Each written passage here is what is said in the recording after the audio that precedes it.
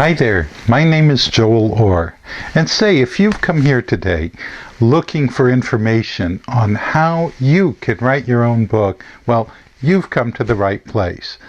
I have written 10 books. I've been writing books for many years, and the first 5 that I wrote were really rough, and so I took some time and I interviewed a bunch of people, some prolific authors, and I extracted from them just what techniques they used in order to write a book quickly. I created a method from those techniques that I learned from the prolific authors and became a prolific author myself. Check me out on Amazon.com or just on the web, and you'll see that I've written a whole bunch of books. Moreover, I've taught many people to write books really quickly. What it says on my business card is write your book in 30 days or less at just an hour a day.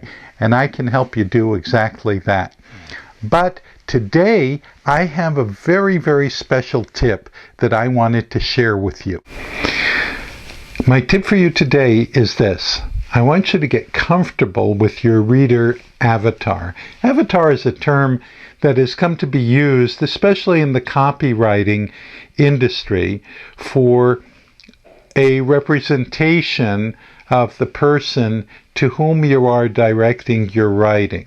Now you think, well, I'm directing my writing to a whole group of people, so of what use will it be to me to have a representation of an individual? After all, the person reading the book might not match my ideal person at all. Well, here's the thing.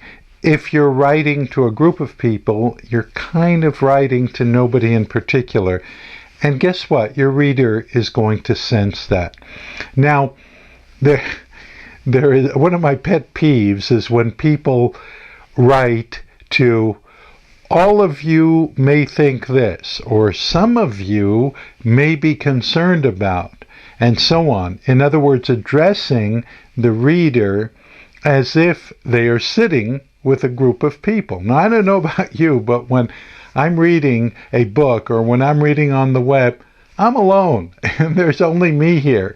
And when all of a sudden I read a sentence that says, some of you, I know what the reader means. I know they mean some of the people who may be reading this book. But suddenly their form of address has broken any intimacy that may have been established between me and them.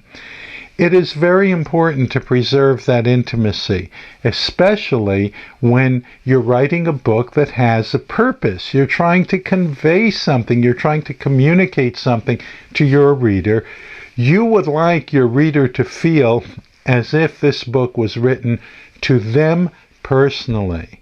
And in fact, it has. You're not writing to a group. You are offering a solution to the problem or the pain of an individual. So it makes sense to envision the ideal individual that you would like as your reader, because whoever the group is, they will respond to that ideal model.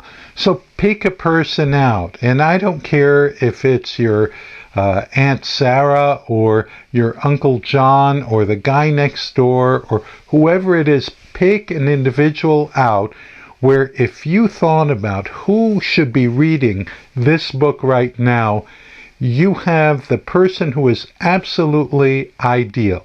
How old are they? What gender? Are they tall or short? Do they have a family? Do they have children? Are they single? Are they living with someone? And so on. What kind of work do they do? What kind of work do they aspire to do?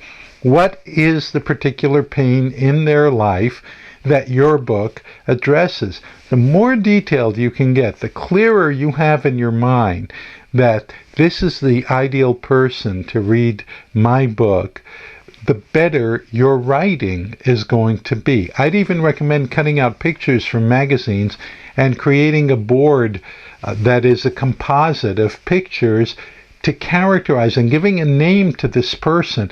And as you're writing, as you're planning your structure and as you're filling it in, think, well, what would Harold think about this? And how is what I'm writing right now going to be of use to Harold? and your writing will benefit from that, and your readers will bless you for it.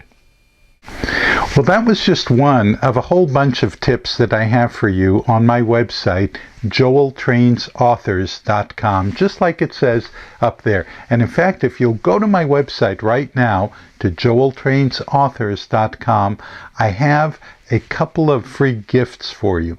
I want to give you my free book, a 100-page book on how to write your book in 30 days or less. And I want to invite you to a free webinar for which you can register on my website.